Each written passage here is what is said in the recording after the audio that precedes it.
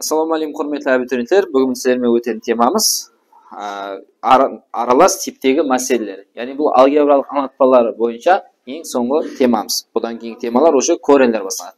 Демек, аралас типтегі мәселелер дегеніміз, бұда уже һәме алгебралық жеті формулаларды араластырып берген, өзі атына келіп шығып тұрғандай аралас типтегі мәселелер бар.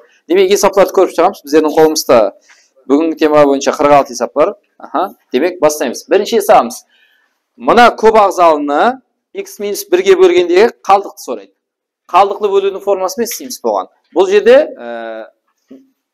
бағдарды жойта алмай істеуіміз керек. Қара, x-ті x 7 қылсам, x-қа нешені көйтсем, x 6-ны көйтсем, x 7 кеп шығады. Дұрыс па? Мына ғана келуге әрекет етемін. x 7 көйт шығып минус x 6. Тәртіп бойынша мына екеуі не қылу керек? Алыну керек. Қосуға болмайды. Аламыз. Демек, x 7 x 7 қысарып кетеді. Демек, бірінші кім жазылады? Нағырың, мына екеуі плюс болып x 6-ны жазамын. Кейін алып ізбе теріп шығамын. Бола ма? 2x куб минус x плюс 5.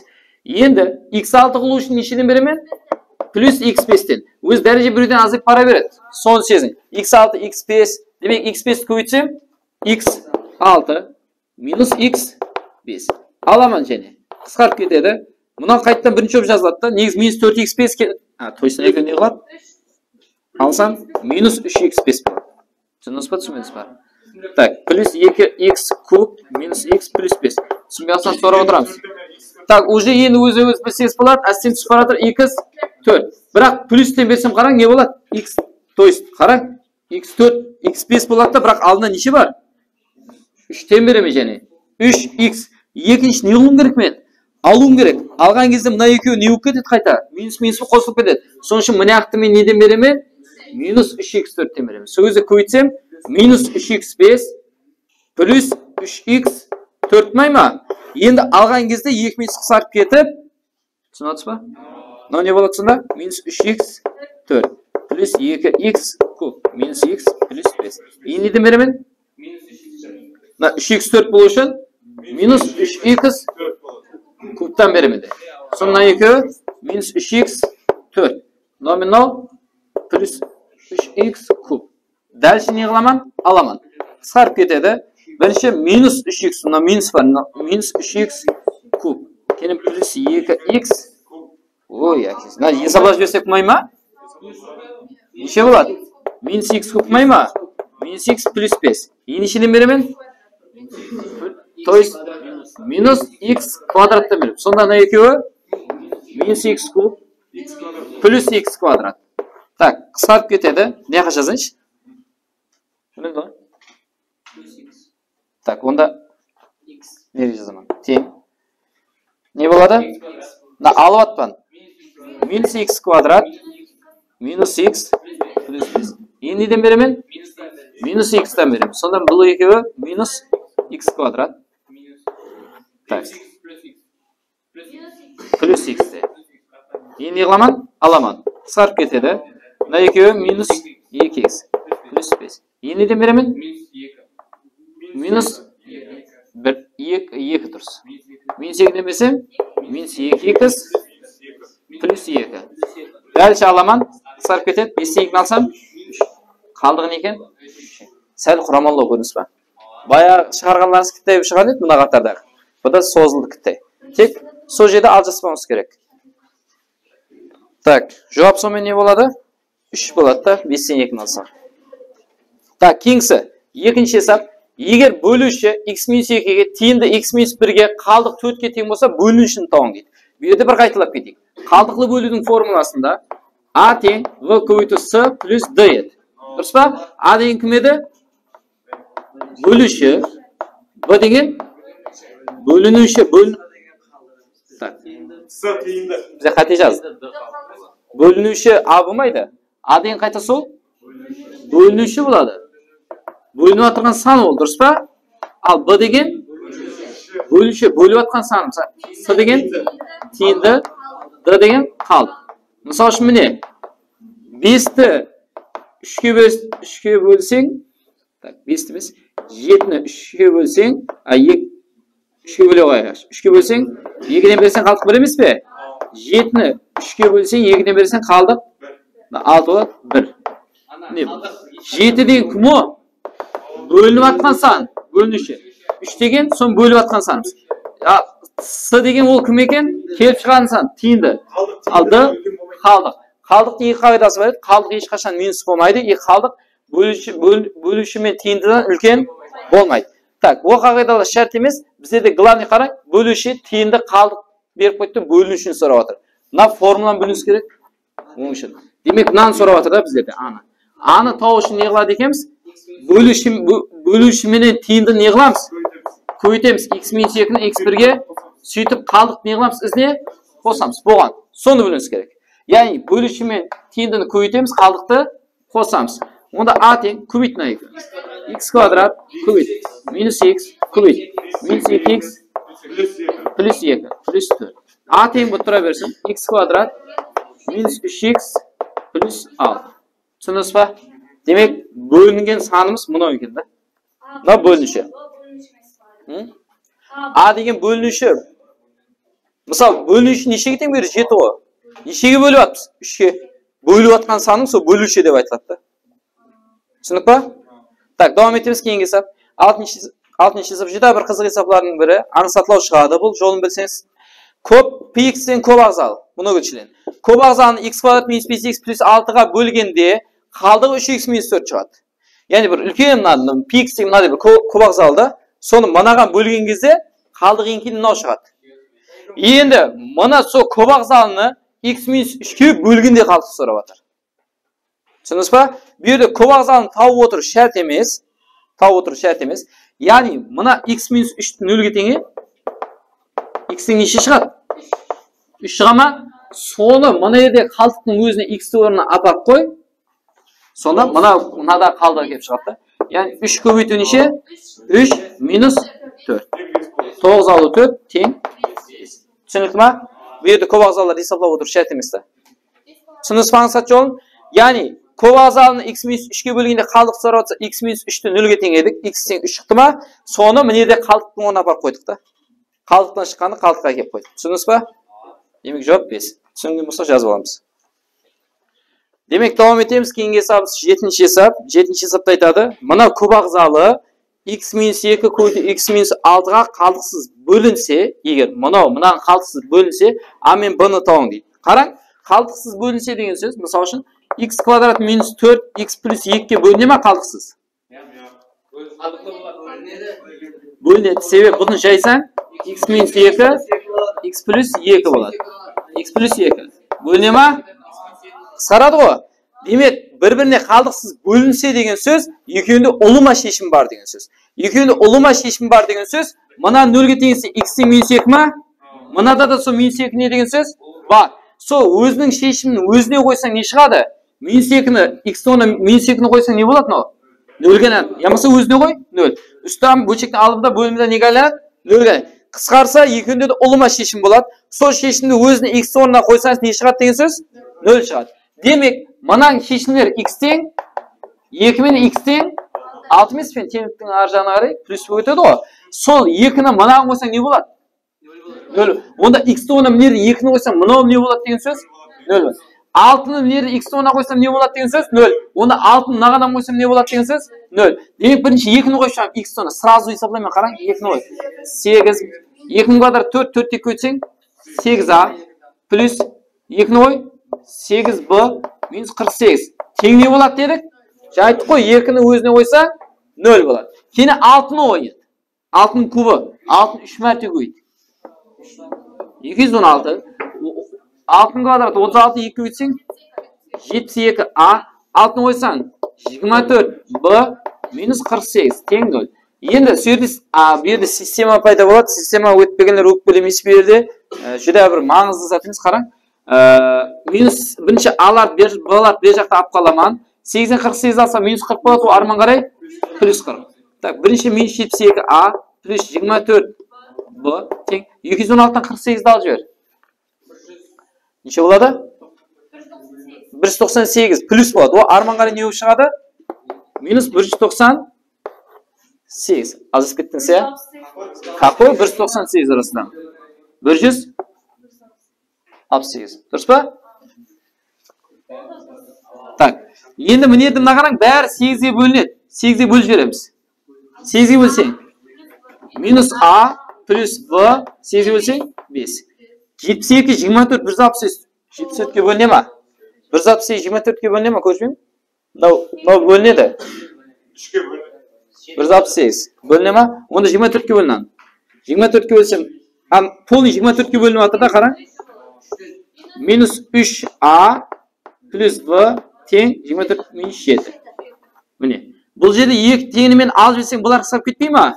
Сонда алып жіберіп атпан, қараң. Мынау плюс болып 2a болады. Мынау минус a плюс 3a ғой. 5-тен қосып жіберсем 12 ма? A тең 6. Со 6-ны ері қойса, минус 6 плюс v тең 5 болса, v тең плюс 6 өтеді 11. A мен v шықты міне. A деген неше екен? 6, v деген 11. Сәл енді ізі система болып кетті. Бұны система өткенде жетіп аламыз құдаға десе. Так, Kings. Қайда? 2a ғой. Тең 12 ғой, 7-8. 5-тен 7-ні алған кезінде плюс болып кетеді, онда біздің 1 ғой. Так, Kings'і давам етеміз 10-шы хесап. A квадрат деген адай көп ағзалы x плюс 1-ге қалдықсыз бөлінсе, a-ны тауым дейді. Жаңа қалдықсыз, мұнан қалдықсыз бөлінсе деген сөз, мұнан не қылып аламыз? 0-ге теңеп аламыз. Сонда x-тен не шығады? Минус 1 шығады. Со минус 1-ді өзіне қойса не шығады деген сөз? 0. Онда минус 1 неді x-ті ona қойса не шығады деген сөз? 0. Демек x-ті ona минус 1 қойып шығамыз. X-ті ona минус 1 қойса, минус 1-дің жүп дәрежесі a квадрат қалады. Жүп дәрежесі плюс 1 болып минус 2 қалады. Минус 1 қойса номинен плюс 2. Минус 4 май ма? 2-лер қысқарып кетеді. a квадрат тең минус 4 теңдіктің ар жағына плюс 4. Енді қараң, біздер толық емес квадрат теңдемеде шала болып қалды да берді. Толық емес квадрат теңдемеде мынадай түсінік бар. X квадрат тең сан болса, x тең плюс минус корень сан болады. Квадрат жоқ қою үшін плюс минус корень қойылады. Квадрат жоқ қою үшін плюс минус корень қойылады да. Корень 4-те неше шығады? Плюс минус 2. Жауап плюс минус 2 болады. Құда қаласа ертең корень өткен түсініп аласыз. Түсінікті ма? Әмесін сөйт алып кете берсеге. Кейінгі темада түсініп аласыз, кейінгі темада түсініп аласыз. Так, кейінгісі 12-ші хесап. Давам етеміз, қараң. Егер a куб минус 4a плюс надай төмендегілердің қайсы біріне қалдықсыз бөлінеді. Қараң. Мұнан қайсы біріне қалдықсыз бөлінеді десе не қыласыз? Бірме-бір бөліп шығасыз ба жауапты? Соның үшін жекелеп аламыз дұрыс. Яғни, мұнау менен мынада не бар екеуінде де a квадрат шығарып жібереміз. Сонда a қалады, мынадан минус 1. Ал мына екеуінен минус 4 шығарамыз деп айтады. Сонда мынау плюс a, мынау минус 1 қалды. 4-тен 4 кетсе 1 қалмай ма? Көбейт көр, плюс 4 шығады. Ең ямаса мына екеуі келу керек дедім, шөстіре болмайды. Екеуінде де a минус 1 шығып кетеді, сонда a квадрат минус 4. Сөйт a минус 1 шығып кетсе, a квадрат минус 4, a минус 2, a плюс 2. a-ға бөліне ма? Сен құрамында бар ғой a плюс 2. Дұрыс па? Бұған бөлінеді. Бұға бөліне ма? Сен плюс 1 болып кетті. Д-ға бөліне ма? Д-ға бөлінбейді. Қалай бөлінеді? Сен a минус 1, a плюс 1. Минусы бар, плюсы жоқ. Нағанан бөлінбеді, е? Наған бөліне ма? A-ны шығарып a плюс 2 бар болған мен a сырта жоқ қой. Нағанан бөлінбейді. Демек бөлінетін сұрап атыр біздерде. Жауап болады. Түсініксіз ба? Давам етеміз кейінгі хесап. Жүдә бір қызық хесаплардың бірі, міне мысалы үшін берді басқа аталарым көріп отырыпты. 13-ші хесап. Егер мына аңлатпаның ең үлкен мәнісі, һәм мына аңлатпаның ең кіші мәнісінің көбеймесінің 7-ден 1 бөлігін тауыңыз. Қараң, қандай сұрау. Мынаның ең үлкен мәнісін тауыз, мынаның ең кіші мәнісін тауыз, сол екеуінің көбеймесінің 7-ден 1 бөлігі. Егер сіздер мынаны тауып құр көбейт кетсеңіз сам жауап болады. Соның 7-ден 1 бөлігі деп қосымша беріп қойды да. Түсініңіз ба? Өзі қате шығарып кетпеуге әрекет етеміз. Қараң. Енді берді бір түсінік. Бірінші мынадай зат бар. Квадрат сан бар. Мысалы, квадрат сан a квадрат деп айтады. Квадрат санның ең үлкен мәнісі не болады? Тең не болады? 0 болады. Се квадрат сан ең үлкен мәнісі, то есть мен алжасып кеттім. Ең кіші мәнісі болады дұрыс. Ең кіші мәнісі. Себебі ең кіші мәнісі неге 0 деп атыз? Біздер минус сан қойып көрейік квадратқа. Минус 2-ні қой, бәрі квадратқа көтеріп ол не қылып жібереді? 4 қылып жібереді. Ал құр 2-ні қойсам 4 болады, е? Любой минус сан квадрат неге айландырып жібереді? Плюске айландырып. Ал бірақ 0-ді қойсаң, 0-дің квадраты бәрібір ең кіші мәнісі не болып қала береді екен? 0. Қараң, енді мынандай түсінік бар да берді. Мынау не? Бөлшек. бөлшек ең үлкен болу үшін алымы ең үлкен, бөлімі ең кіші болу керек. Мысал үшін, бір бөлінген 2 үлкен ба, бір бөлінген 3 үлкен ба? Бір бөлінген бөлшектің бөлімі кішіреген сайын ол не қыла береді? Демек, алымы қызық емес берді, бөлімін қайта біздер ең не қылымыз керек? Кіші қылымыз керек. Сөзде бөлшектің мәнісі ең үлкен шығады. Кіші болу үшін x квадратқа қандай сан қойымыз керек? Ең кіші сан қою керек. Берді, именно беріп тұрған сол x квадратта квадрат сан ең кіші мәнісі не дедік? Демек, мінерге не қойылады деген сөз? 0 қойылады деген сөз. Сонда 14 бөлінген 26 болады. Яғни 0 плюс 26 деген сөз болады. Түсінесіз ба? Неге 0-ді қойдық неде? Себебі бөлшек ең үлкен болу үшін бөлімі ең кіші болу керек. Квадрат сан ең кіші мәнісі 0. Енді мынаның ең кіші мәнісін табу керек. X квадрат плюс 26-ның ең кіші болу үшін x квадратқа бізде қандай сан қоюымыз керек? Ең кішкентай сан қоюымыз керек. Ең кішкентай сан негіз минус жақтарда жайласа, дұрыс па? Мысалы, бірақ минус санды квадратқа көтеріп жүрсек, ол неге айналып кетеді? Қайта үлкенге айналып кетеді. Соның үшін ең кіші мәнісі берді не бола береді? 0 болады. 0 плюс 26 26 болады. Түсінесіз ба? Сол екеуінің көбеймесінің 7-ден 1 бөлігі. Қарай, екеуін көбейтесіз. 14 плюс 26-ны көбейту 26. Соның 7-ден 1 бөлігі десе де кусок не қылады едік? Ізіне көбейтіп жібереміз. Сонда 26-лар қысып кетеді. 7 мен 14 қысар, жауап 2 болады. Егер сіз 7-ден 1 бөлігін тауып 14 болып қалады еді қоры. Түсіндіңіз ба? Сол жерде алжаспаңыз. Көп адам мынадай қылады да, насапты шықса, мынау мен білетін исам ғой, 0-ді қойып кететін исам ғой деп ойлайды да, сөйтіп шыққан мәнісі қосады, көбейтеді да, сол жерде қап қояды. Соның мынадай бөлігі деп алдап беріп қойыпты да. Түсіндіңіз ба? Жазып аламыз. Демек, давам етеміз, кейінгі есабымыз 14-ші есап. 14-ші есапта айтады, егер a плюс b тең 36 болса, мынаны есаплан дейді. Бұны апайластырып алуымыз керек. Бірінші, бірде a-ның орнына 36 минус бұны қойып шықсаңыз болады. Бұны қойып шығу шарт емес. Яғни біздер білеміз, a квадрат минус b квадрат не деп жайып үйрендік? a минус b, молодец, сүйрек ятып келгені. Екені шығарып береміз 9-ды. a плюс b болмай ма? Так, енді мұны кәдімгі форма қараң, тригоник минус полный четырехугольник та. Яғни бірінші a, ана скобка қоямын, скобка өзгермейді. Келен a плюс b минус 9. Түсінесіз ба? Тек мінер минус плюс. Есат өзгермеді. Так, екеуінде не бар? a плюс b бар, сыртқа шығарып жіберем. Сонда мына кетіп қалса, a минус b, кетіп қалса, плюс 9. Түсіндік ба? Астына мына көшір солайынша. Мынаны ашып жіберші. a минус b плюс 9, a плюс b минус 9. Қараң, несі беңізсе бұдыс-бұдыс болады дұрыс. a плюс b неге тең еді? 36-ны қойып жібереміз неге? Так, нерге де нені қойып жібереміз? 36 минус 9. 36 бөлінген 9-ға бөлінеді десе. Түсініңіз ба? Түсініңіз ба? Демек кеңісі. Так, енді давам етеміз 18-ші есап. Мына көп ағзалы x квадрат минус x минус 2-ге қалдықсыз бөлінсе, m көбейту n-ді тауына көбейту. Так, қараң, бұл жерде жаңа сіздерде мынаны қалдықсыз бөлінсе деген сөз, мынаны, мысалы, мынаны 0-ге теңейсіз, дұрыс па? Неше шығады ол кезде? Оны білмейміз еді, себебі бізде дискриминант деген затты өтпедік та енді, соның үшін заранее түсіп қалды. Дискриминант өтпесе бұл қажет жоқ, дискриминантты оны былайынша істесек болады. Мына 0-ге теңейміз, қара, x квадрат минус мына x-ті минус 2x плюс x деп кетеміз ол жерде. Сөйтіп минус 2 тең 0 деймін. Мына бәрі минус x май ма? Зато мына екеуіне не шығады сыртқа? X шығады, x минус 2 май ма? Мына екеуін өзін солайынша қарызға скоп беріп деді. Сөйтіп екеуінде не бар? X минус 2 бар. Сонда x плюс 1 қалады. Тең 0 емес пе? Енді 0-ге тең x тең 2, x тең. Түсіндік па? Мынаны кіттай қиыншылықпен шығарып алдық та біздер. Сөйтіп мына 2-ні өзіне қойсаң не болады? 0 болады. Қалайсың мінері қойып көр? 4 алу, 2 алу, 2 бәрі 0. Сол зат қой енді. Сол 2-ні мынаяқта x-тон апарып қойсам мынау не болады деген сөз? 0 болады. Демек екілерді апарамыз. x-тон 2-ні қой. 2-ның көбі 8 m. 2-ні қой. Қойып тұр, аз көріп жүрген. Қай еді? mx куб, 2mx квадрат. Тұрсы қой. 8m минус 2-ні қой. Плюс n. Сонда не болады дедік? Тең 0 деп атқамыз себебі, x-тон неге 2-ні қойсақ, неге айланады деген сөз? 0-ге. 8-ні қысырып кетеді, малдыз. Минус 2 плюс n тең 0 қалады, құласы n тең 2 шықпай ма? Минус 2 арман қарай плюс 2. Енді x-тонна минус 1-ді қой. Минус 1'дің тақ дәрежесі минус m. Жұп дәрежесі плюс болады. Минус 2m. Минус 1'ді қойсаң, мынау менен плюс 1 плюс n. Тең нөл. Бізде мынау не болады? Минус 3m. Плюс 1. m деген неше еді? n. Плюс 2 тең нөл. Минус 3m. Мынау менен қоссаң 3 болады. Теңдіктің yanына минус 3 май ма? Минус 3-ке бөліп жібереміз. m тең 1. m шықты, n шықты. Екеуі не қылды біздерге? Көймесі.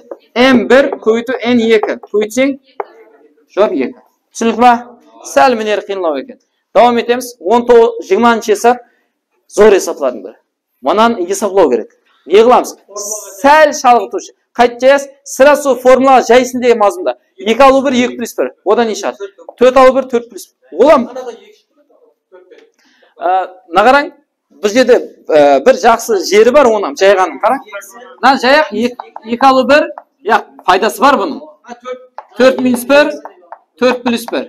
Но 6 минус 1, 6 плюс 1. Қараң? 1 бөлінген. Но не болады? 1 көбейту 3. Плюс, мынау 3 көбейту 5. Мынау 5 көбейту 7. Таныс па? Мынау 100 алу 1, 100 қосу 1. 1 бөлінген 99 көбейту 1. Көрініс па? Кішкентай формуланың өзі, мына жайып білген істің өзі, мына ғанап көбет, мінеді дедің сұғышы. Мына есап таныс. Маған бұл жаттың ұнап атқаны, сен биылғы ДТМнің тесті сондай дәреже дүзілді да. Сен есапты бір жолын білгенің пайдасы тимейді. Бір есапқа 3-4 жолы есап беріп қойды да, 3-4 жолмен шығады. 3-4 методпен шығады олмайтқанда. Я мысалы 3-4 темамен байланыс қылып қойды да. Егер бір теманы білген бала бәрібір не қыла береді? Ар жағын шығара алмай қиналып қалады. Сонымен не болады? Тест қиын болды дейді. Мысал үшін мінеді мына бір загадканы шештіңіз, екінші загадка мінерден алжыспай шешіміз керек. Мынаны қайтып жазған едік? 1 минус 1 бөлінген 3. Бұны ұлмай білмесең алдында не пайда болады? 2. Сол екінші жоқ қылу үшін біздер 1 бөлінген. Мысалы мынау 1 бөлінген 3 минус 1 бөлінген 5 дейміз. 5-тен 3-ті алсаң 2 көп артына 1 бөлі 2. Оны түсініп жатсыз ба? Демек сол процесс бара береді. 1 бөлі 2, 1 бөлінген 5 минус 1 бөлінген кете береді. 1 бөлінген 99 минус 1 бөлінген 101 деп 1 бөлі 2 қалады алдына. Сөйт бәрінен 1 бөлі 2-ні сыртқа шығарып жібереміз. 1 минус 1 бөлінген 3 плюс 1 бөлі 3 мынау қалады. 1 бөлі 5. 1 бөлінген 5 минус 1 бөлінген 7. Кете береді. 1 бөлінген 99 минус 1 бөлінген 101. Аха, бұл жерде ядлап алу қиын емес. Бәрі қысқарып, өз біріншісіменен тең 2-ден 1. Біздерде 1 минус 1 бөлінген 101. 101-ден ұмалын берсең, 100 бөлінген 101. 2-мен қысқартамыз, 50 бөлінген 101. Бұл біздер жауапты береді. Түсінікті ма? Так, давам етеміз, кейінге сағымыз 21-ші есап. Жүре бір балалар қиналып қала береді, осы есапларды. Жүре бір апой есап. Мынау берілген болса, мынаны тауын дейді. Көп адам ойына келеді, неде Анвар не ойлайды бірінші жоқ? Мынаны көреді да, сөйтіп мынаны күнімен істеп атқан есапларды егіп, мынаны не қылуды ойлайды? Жеклеуді ойлайды. Бүйді жеклеу байланыс жоқ. Сен мынадан пропорция қылып, яғни пропорция крестик қылып көбейтіп, аны бұға аңлатып аламыз. Бұны 8-ге көбейтеміз, бұны 5а минус 7. Көбейткеннен асты кетіп қалады. Көбейтеміз. 32b плюс 8a тең 35a минус 49b. Аны бір жаққа жинаймыз. 32, то есть аны алып өтейін да, то есть 8a минус 35a. Тең тұра берсін, минус 49b минус 32b. Так, алсам. 8-ден 35-ті алсам. Минус 27a болады. Тең, бұл 81b. Екеуіне минус 27-ге бөліп жіберейін. Сонда a тең не болады? Минус 27, минус 27 өсім. 3b май ма? Аның орнына не деген сөз? 3b-ні қой. Түсініп па Бекзат? Неде a бардың жердің бәріне не қылып шығам? 3b-ні қойып шығам. 3 көбейту. a неге тең еді менде? Сразу 9b квадрат пойдет. Се 3b-ның квадраты ғой. Минус 4b көбейту. Аның орнына не қойып атқан мен? 3b. Жазуайым бірінші. 2b квадрат. Бөлінген 5 көбейту. Аның орнына 3b-ні қойсақ квадраты 9b квадрат. 5-ті ұмыт кетпеу үшін жазып атқан. 5-ті көп адам ұмыт кетеді, 9-ді кетіп қалады. Плюс 6v квадрат тең. Мынау неше болады? 27. 27-тен мынау 12v квадратты ал. 15 бола ма? 15-ке 2-ні қос. 17v квадрат бөлінген. Мынау 45 болады. 45v квадратқа 6-ны қоссаң, 51v квадрат. Өзі v квадратқа қысқарады ең кейінде. Мынау 17-ге қысқарады. 1 бөлінген 3 болады. Түсінікті ма? Жазып аламыз. Демек, давам етеміз. Кейінгі есабымыз 22-ші есап. Егер m тең 16 болса, n тең 10 бөлінген 176 болса, мынаны есаплаң дейді. Бұны есаплау үшін бірінші апайластырып алайық, орнына қойғаннан гөрі дұрыс. Яғни, мына кеп тұрыпты дұрыс. Яғни, жаямыз. m минус n, бірінші кубтарды апыстаймыз. m квадрат плюс mn плюс n квадрат. Дұрыс айтады. Олма бөлім не болады? Содан береміз. Яғни, ұзын бұл бөлшексіз жазамыз. m минус n, m... енді өйтіп айтып еді, анау жетпейді, мынау жетпейді деген. Мынаған не жетпейді, саған не жетпейді деген не? Бір, мынаған, міне, m квадрат плюс mn плюс n квадрат. Бұған? Түсінікті ғой? Енді соларды істеп шығамыз. Мына жай, m квадрат, жая берейік, плюс 2mn плюс n квадрат. Плюс 2n квадрат ұмыт кетпең. Минуспен ашамыз қараң. m квадрат бұмен, минус m квадрат. mn бұмен, минус mn, бұменен, минус n квадрат. Көбейтеміз. Қараң, мына екеуін көйтсек формула емес пе? Плюс m квадрат минус. Молодец. m квадратлардың біреуі қысқарады екен. n квадратлардан біреуі қысқарады екен. Болды ғой? Так, қараң, 2n квадраттан 1n квадратты алсаң, n квадрат. 2mnнен минус mnді алсаң, плюс mn. Кенен плюс m квадрат қалып баратыр. Бөлінген m минус n, m квадрат. Қысқаруға келеді екен, я? Сразу мынаны жазайық та, қараң. Мынаған m, мынаған n-нан бермейміз ба? Көбейту дей жіберейін жерге. Көбейту m минус n, nm. Тең. Бұл мен бұл қысқарады, бұл мен бұл қысқарады. 1 бөлінген n көбейтіп m.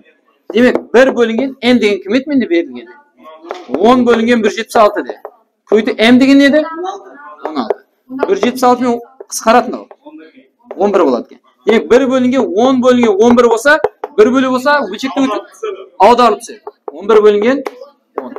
1, 10, 1 деп жазса да. Түсінікті ма? Жүда қиын есап екен. Кейінгі есап 24-ші есап. Жүда қызық есаплардың бірі 7a, 2b, 3c тең болса, мынаған орынды болса, мынаны тауым дейді.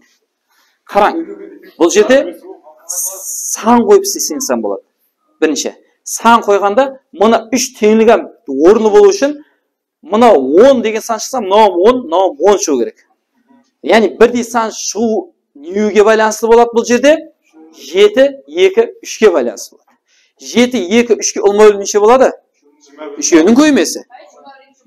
Неше болады? 14, 42 ма? 42 болады. Демек, қараң, 7-ге, неден беремен? 2 мен 3 емес пе? 6-дан беремен. Так, қараң, 6-дан беремен. Сонда А неге тең деген сөз? 6 деген сөз. Түсініп атыс па? Қараң, неге көбейту 7-ге нешіне керек? 2 мен 3-нің көймесі емес пе? 2 мен 3-нің көймесі А болады. Ал Б кімнің көймесі? 7 мен 3-нің көймесі. Сонда В тең 20. Ал С кімнің? 2 мен 7-нің көймесі. 14. Түсінікті ма? Сонда 3 ем 42, 42, 42 болады. Сол салаларды нелерін не қыламан? Қойып шығаман. 3 бөлінген 6, 5 бөлінген 21, 2 бөлінген 14. Так, өте қысқарады, мынау қысқарады ғой. 1 бөлінген 2, 5 бөлінген 21, плюс 1 бөлінген 7. Ұлма бөлім. 42. Бұған нешеден? 21. 2-ден 6. 21-ден 10-ды ал. 11, 11-ге 6-ны қос. Анызат пайда болды ма? Назат пайда болды ма? Демек, мына салалар не? Одан басқа сан қоясың. Қате емес. Қате емес. Бұл сан ойлағаныз, бұл жерде не қылмай қалды? Оқшамай қалды деген сөз да. Түсініңіз ба, түсінбедіңіз ба? Соның үшін мына зат құр беріліп тұрған жоқ та. Егер мына өзі беріліп, мынадан есаплады десе есеп кетуге болады еді. Мысалы, мына саналар қанаттандырды ғой мынаны. Мына не қылмай қалды? Қанаттандырмай қалды да. Түсініңіз ба? Соның үшін мына саналардан бөлек бұны деп есаплауға болады. Мынаны 2-ке қайттан көйтсеңіз болады. Түсіндіңіз ба? Соның үшін бұл жерде енді басқа метод қолданамыз. Демек, сан қойған методымыз келіспей қалды. Ұқсамай қалды ғой. Деп скобка қойып тұрайын. Так, енді оның екен. Так, бұл жерде мынадай қылсақ болады, қараң. Барлығын ағаңлатсақ болады. Мысалы, мынаны деп жауап істеймін. Б тең не болады сонда? 2 неға бөлініп кетеді? 7 бөлінген 2 май ма? Түсіндіңіз ба? Енді мынаны жауап істеймін.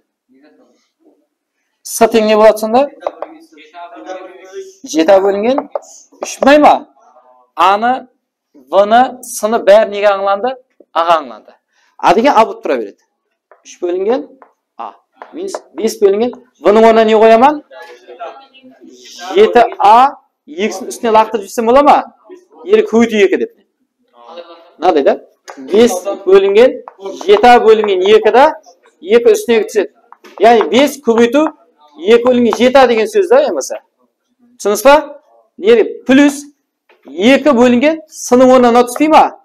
7А бөлінген 3-ті лақтырып жібердім жоғарыға. Бола ма? Сонда 5-тен 15 енді есапласам. А 7А ұлма өлмеше болады? 7А-ның өзі, молодец. 7А болса, наға 7-тен бермей ма? 21 минус 10, налар 1-1 ау, жазып қояқ, енді официалымыз. Плюс 6, тең 17 бөлінген 15. 15 емес, 5 қой. Так, мына неше болады? 11, 17 бөлінген 7А. Тең 17 бөлі 5 емес пе? Қанатландырымыз, бұда антауымыз прям. Бұлай пропорция қылып жесек, қараң деп, крестік қылып. 17 көбейту 5, еді көбейту, тең 7А көбейту 17. Екеуінде де 17-ні қысқартып жөр, көбейту не қыласың? Мынада А шығады, А тең 5 бөлінген 7. А шықты ғой міне. Саған және кімдер керек? Б-да, С-да керек кімдерге тауы үшін. Түсіндіңіз ба? Енді Б-ны тауы үшін неге қоямыз? Б тең 7 көбейту 5 бөлінген 7 бөлінген 2. 7-лер қысарып кет, 5 бөлінген, міне Б таяр.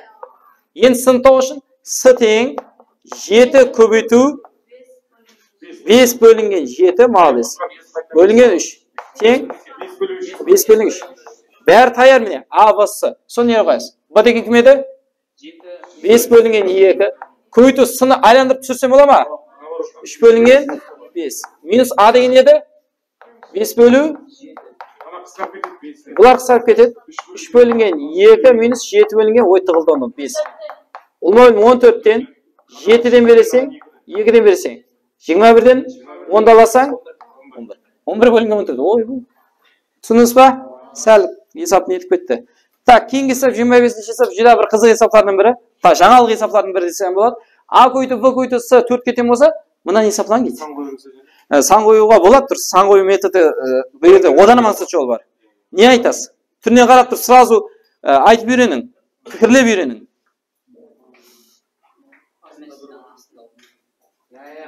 Ұлма бөлімі әр түрлі үшеу. Не қылсақ болады? Сан ойлаудан аңсыз жол бар. Не аңсыз? Яғни, сілерге қаусырма ажырат беріп қойды ба? Әр қаусырман алақыда істеп көрейік бірінші. Наған? Адам бер. Наған? Б-дан бер. Наған? С-дан бер. Сонда 1 минус АБС бөлінген А, 2 минус АБС бөлінген В, көйту 3 минус АБС бөлінген С. Енді көрінді ма? Енді не айтасыз? АБС таяр ғой, бұлар елі ойланып отыр. АБС неге тең? 1 минус 4, 2 минус 4, 3 минус 4. Бөлінген 4 тежбесім түсінбей қаласыз ба? А көйті, Б көйті С 4 қой енді. Так, минус 3, минус 2, минус 1. Бөлінген 4. Минус 6 бөлі 4 болады. Дұрыс па? Мына плюс болады, мына минус. 2-ке қысқарып кетті, минус 3 бөлінген. Түсініңіз ба? Бұндай есапларым көп істейді. Демек жазып аламыз. Демек давам етеміз. Кейінгі есабымыз 30-шы есап. Егер А тең, В тең, С тең налары берілген болса, мынаны есаплан дейді. Яғни А-ның, В-ның, С-ның орнына қойып шыққаннан гөрі бірінші қаусырмаларды есаплап шыққанымыз біздерге абзалырақ болады. Яғни ең біріншіден ең іште қаусырма істейміз. Қараң. 3В минус көбейтсем 8s плюс 4a болады, иә? Енді мына скобканы ашамыз. Бірінші a минус ашамыз. 2a не болады? Минус 3v плюс 8s минус 4a. Дальше ашып кете бер. Минус 3v плюс 3s. Сыртына минус бір дәреже бар, ұмытып кетпеңіз. Бөлінген. Так, бұны мен саблап аламыз. Мынау не деген сөз? 3 бөлінген 2a деген сөз емес пе? Так, 0,5 дегеніміз не? 1 бөлінген 2a. Түсіндіңіз ба? 5 бөлінген 10, 5-ке қысат жөнін. Так, бірінші қараң. Мына қосылманы істеп сыртында несі бар? Квадраты бар. Мынаны көйт шыға берейік бірінші. Мына 0,5 дегеніміз жаңа не қыл дедік? 1 бөлінген 2a. Сөйтіп мынаны көбейт. Екілер қысарып кетеді. Сонда минус b бөлінген 3 май ма? Мына минус көйтсең плюс. 1 бөлі 2-ге 1 бөлі 2-ні көйтсең 1 бөлінген 4a. Плюс мынаны істеп алайын, қараң. Елге істеп алайын да. a минус қауысылма шотты. 3 бөлінген 2a плюс b бөлінген 3 май ма? Соның несі? Квадрат. Неде? Наған 2-ден бер олма өл. 2-ден 3-ті ал. Минус 1 бөлінген 2a болады да. Плюс b бөлінген 3-тің квадрат емес пе? Квадратты не қыласам болады? Орнын? Орналастырып, минус шығарып жүрсем бәрі ол минус не қылмайды? Шығармайды. Мына екеуі бір зат қой міне. Квадрат бәрі минус өтіп кетеді, ол минусқа өтсем. Так, енді соны жазып қойыңызшы пока мынеде. Қиынлау болып тұрды түрі. 1 бөлінген 2a минус b бөлінген 3-тің квадрат. Енді мынаны не салайын? 2a-дан 4-ан ал. Болған ғой. Минус 2a, 3v, минус 6v, 8s, 3s, 11s. Дұрыс па? Енді сол жерді қойып кете қойын, я саналады. Сен қиынлау болайын. Аға, нешен қой? 4 минус. Аға 4-ті қойсаң, минус 8. Б-ға 3-ті қойсаң, минус 18. С-ға 2-ні қойсаң, сыртына минус 1 дәреже бар. Бөлінген. Так. Аға нешен қоямыз? 4-ті қойған кезде 4-пен 2 қысқарып, 2 қамай ма? Б-ға нешен қоямыз? 3-3-ке бөлсең, 1. 4-ті қойсаң, қысқарып кетіп, плюс 1 болады. 4-ті қоямыз қой, 4-лер қысқарып кет. Плюс А деген неше еді? 4. 4-пен 2 қысқарады. 2. Б дегенің 3 болады. 3-ке бөлсең 1. Қараң, жүда қолай зат пайда болады екен. Так, мынау неше болады? Минус 26 плюс 22 емес пе? 4 минус неше болады мынау? Минус 4-тің сыртылай минус 1 дәрежесі. Так, бірлер қысқарып кетеді. 2, мынау не болады? 1 плюс 1 дұрыс. Мынау не деген? 4, мына минус мынаменен плюс. 1 бөлінген 4. Минус деген дәреже аударып жібереді. Бөлінген мынау неше болады? 3. 4-те олма бөлінбер. 16, 17 бөлінген 4. Дұрыс па? Сөйтіп мынау бөлу 3 деген сөз емес пе мынадай? Ол көбейтуге айланған кезде айланып түсіп 1 бөлу 3. Көбейту. Тең 17 бөлінген 12 деген жауап болады екен. Түсінікті ма? Так, демек давам етеміз. Кейінгі сабымыз 32-ші есап. Жүда бір қиын саплардың бірі де көп ұнайды. Просто бұл жерде калькулятор шығарып білуіміз керек. Яғни калькулятор қолданбай. Яғни бұл жерде қараң, түсінікті болу үшін 0,2 квадраты минус 2 көбейту 0,6 дегенде 0,2 көбейту 0,3 десек бола ма? Сол кезде сіздердің көзіңізге С болады. Мына екеуінде не бар екеуінде де? 0,05 бар. Соны қауысырманы шығарып жіберемін. Сонда біріншісінде 0,9 орнында не қалады? Так, бұл формула болады. 0,2 минус 0,3-тің сау бол. Так, 0,05 0,9-дан 1-ді алсаң минус 0,1 деп айт. Дұрыс па? Тең. Так, 0,2-ден 0,3-ті алсаң минус 0,1-дің қайсы 2? Мынау ма? 2 өйткендегі ұзат қол формуланың өзінде жиналып кетті. Так, 0,05 көбейту минус 0,1. Так, біреу қысқарады. Сөйтіп минус 0,1 қамай ма? Бөлінген 0,05. Біздер өтірлерді құтылу үшін 100-ге өйтек. 100-ге өйтсек 2-0 берсек 5 май ма? 2-0 өтсек мынада 1-0 не қылады? Ауысып қалады. Соменен минус түсінесіз ба? 100-ге өтсем 5 болады. 100-ге өтсем 1-0 өтір неге келеді? Кейін 1-0 пайда болады. Өтір жоқ қылу үшін дұрыс. Демек соған ұсан есапларымыз 33-ші есап, кейінгі есап. Бұнан не қылып аламыз? Наны? А минус Б, А плюс Б. Қауысырма шығару дейін. Ең шығарсаң қауысырма берді. Мынадай формула жаямыз. Жетті ме Али? Енді мұнан не қыламыз әлі? Қосылма шығарамыз ба? Не қылып алады екенбіз? Плюс минус деп 3 4 деген формула бойынша жайып аламыз. Так, бөлімім созады. Сәл түрі мелч деп тұрды, бірақ ізі зор болады да бұл есаптың. 12 екен ғой, үзір. Қараң, алжас бетейін деп тұрпан. 12 плюс 11-де 4. Так, 6 минус... Не, Руслан, дым түсім кеттің бәді мен, Аз контроль емесе отырасың сүмірейіп. Так, сүмірейіңе сол бірінші себеп солды. Алсақ неше болады? 5-2-ден 4-те 8-де. 0, 4. 5-2 мен ау? 10. Алсам? 10. Қоссам? 22. 23 бүтін? 4. Бөлінген. 12-ден 11-де алсам? 11-де 4. 0,6 ма? Қоссам? 23-де 4. Алсам? 2,8 ба? Қоссам? Қараң не? Қарады.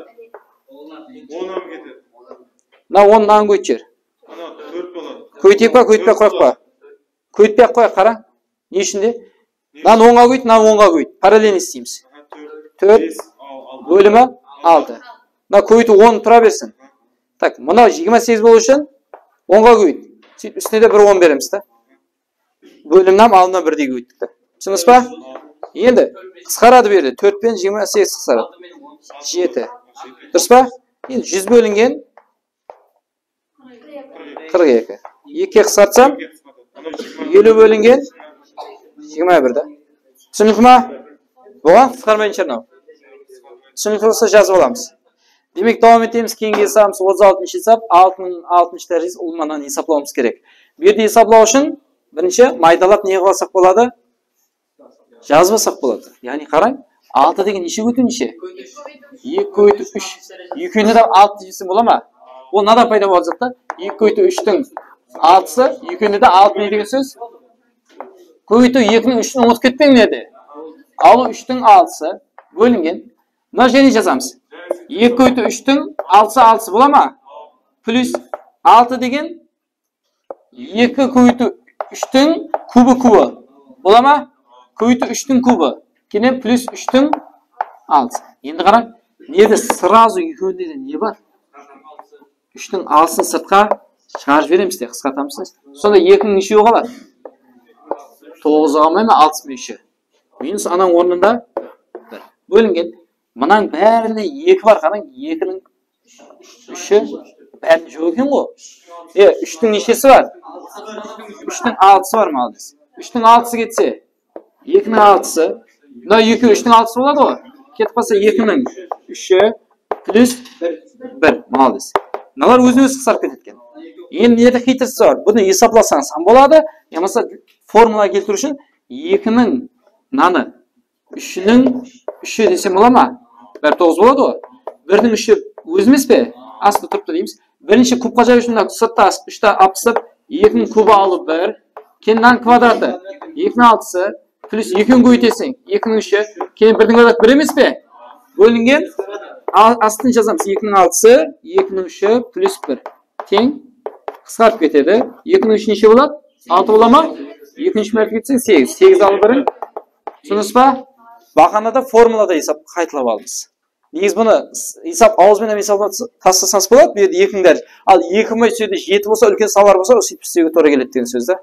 Түсініңіз ба? Біреулер ойлап отырып болуы мүмкін, 2-ның 9-ы 512 болады, сразу айта аламыз қойған деп, не? Бірақ 2 май сөйде 5 деген сан болса, 5-ның 9-ын айта аласың ба? Калькулятордың өзі қиналып қалады, я? Не надо деп, не? Ие шығарып қаламын. Так, демек 37-ші есап, давам етеміз, қараң. Мынадай бөлу 180. Мысал бұл жерде де 856-ның квадратын есаплап деп отырғаннан көре, демек 856-ның ішінде неше бар деген сөз? Железні 22 бар деген сөз. Себебі мұнымен ұқсамаса көп кіне шықпайды да әзір. 856-ның бізді 22-ге бөліп көрсек неше болады? Онда 11 бар ішінде железні. 11 көбейту? Одан жоқ па не?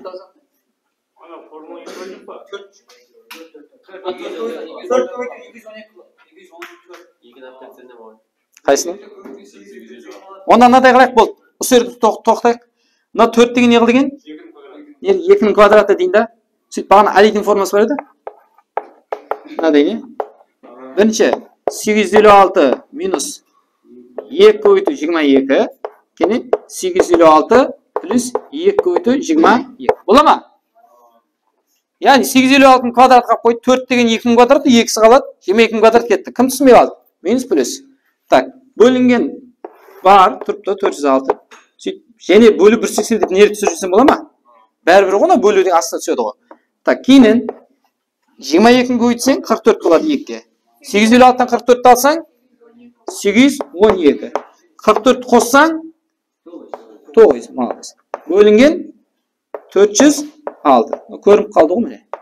Мына 2-ге 406-ның өзіне қысқарады. 2 май ма? Мына 180-ның өзіне қысқарады. 5 болады. 5 2 өтсең 10 болады. Түсінікті ма? Бекзат нерде енді 5-ің ішінде көбейтуге келіп жатыр. Мынада айтты да 856 көбейту 856. Мына қатарым болды да 5-ті өтіп жатыр енді деп. Давам етеміз. 38-ші есеп жүдә жақсы есеплардың бірі. X, Y наралықта болса, мына аңлатпаның ең үлкен мәнісін тауып дейді. Ең үлкен болу үшін, бірінші мына бөлшек ең үлкен болу керек. Ең үлкен болу үшін алымы ең үлкен, бөлімі неге жазып кетейін. Мынау ең үлкен болу керек. Мынау ең, ол бағана айтса квадрат еді, бұл жерде квадрат жоқ. Ең үлкен болу үшін x-ға ең үлкен мәнісін қоймыз керек. X-тің ең үлкен мәнісі неше? 5 қойсаң. 3 көбейту 5 минус 1. Ал мен ең кіші мәнісі қоямыз. Y-дің ең кіші мәнісі міне мынаяқтан отыр, қаяқтан отыр істесе. Плюс мынау ең үлкен болу үшін алымы ең үлкен болу керек. Ең үлкен болу үшін x-тан неше қоямыз дедік? То есть міне 5-тің квадраты. Ал бөлімне ең кіші болу үшін y-ге 2. 2-ның квадраты минус 2 плюс 5. Аржан есеплай алып 15 алу 1-ің 14, 14, 25 13, 18-ің 43, 4 2-ің 2, 7. Мына қате ұрып кетпеді ме? 25, 35, өзің қате. Так, қысқарып кетеді. 1 плюс 43, 7. 7-ден берсем, 50 бөлінген 7. Түсіндік ма? Жазып аламыз. 39. Демек, давам етеміз. Кейінгі есебіміз 39-ші есеп, жүдә жақсы есеплардың бірі. Мына аңлатпа n натурал сан болса, мына бөлшектің натурал сан болатын барлық мәністерін қосындысын сұрап жатыр. Яғни бұл жерде n-ның орнына натурал сан өз нешеден санады? 1, 2, 3 кете бермей ма? Оң санлар, санауда қоланың санлар. Сол санлардан қойған кезде мұны натурал мәнсам натурал сан шығыр. Бөлшек бұл қымау керек та. Түсініңіз ба? Мысалы, n-ның орнына 2-ні қойып сразу алып есеплауымыз мүмкін, бірақ n-ның орнына 21 затты қойып сразу есеплай аласыз ба? Есапламайсыз. Соның үшін кітті есапты өздеріңіздің негізге әкеп алуыңыз керек. Өздеріңіздің не дейді? Вариантыңызға. Яғни, біздер бұнан алағыда деп бөліп шығамыз. Әрқайсысын кажи бөліп шығамыз. Яғни, n кубты n квадратқа бөлсең, то есть n кубты n-ға бөлсең n квадрат, минус n квадратынан бөлсең n, кейін минус 12 бөлінген n болып қалады. Түсініңіз ба? Олма бөлім берсеңізден бәрі несі озат шығады ғой. Зато мінерде енді қолайлы. Бұл жерде натурал сан болатуын n-ның орнына нешені қойсақ болады? 1-ді қойсақ болады, 12 1-ге бөлінеді. 2-ні қойсам болады, 3-ті қойсам болады, 4-ті қойсам болады, бірақ 5-ті қойға бола ма? 12 5-ге бөлмейді. Бесполезінде уж бөлшек болып қалады. Түсініңіз ба? Мінеде оны білмейді едіңіз. Мынада білесіз. Енді n-ның орнына бірінші 1-ді қояйық. 1-ді қойғанменен, 1 болғанменен, бірақ мынадан шығатын мәнісам не болу керек? Натурал болу керек. Демек 1-ді қойсаң 1 минус 1 12 болмай ма? Нешік кетеді уже? Теріс болса уже біздерге болмайды. Қанықтандырып етсе, натурал мәнісі шығу керек. N-ның орнына 2-ні қояйық. 2-ні қойсам 4 минус 2 минус 6 ма 12-ні 2-ге бөлсең. Бұлар нешік қалады уже? Так, 3-ті қойғанменен бесполезно 4-тен бастап қанаттандырады. 4-ге бөл, 4-тен келеді мынау. 16 минус 4 4-ге бөлсең минус 3. Неше шығады уже? 9. Дұрыс па? N-ның орнына 5-ті қоя алмайсаң 6-ны қоясың. 6 бөлінеді ғой? 36 минус 6 минус 6 бөлсең 2. Неше болады? 28. Так, n-ның орнына неше қоямыз енді? 12-ні қойсақ болады. 12-ні квадрат. 144 минус 12 минус 1. 12-ні 12-ге бөлдік сразу. Неше болады? 132, 131 ма? Сол мәнісілердің несі? Қосынысы.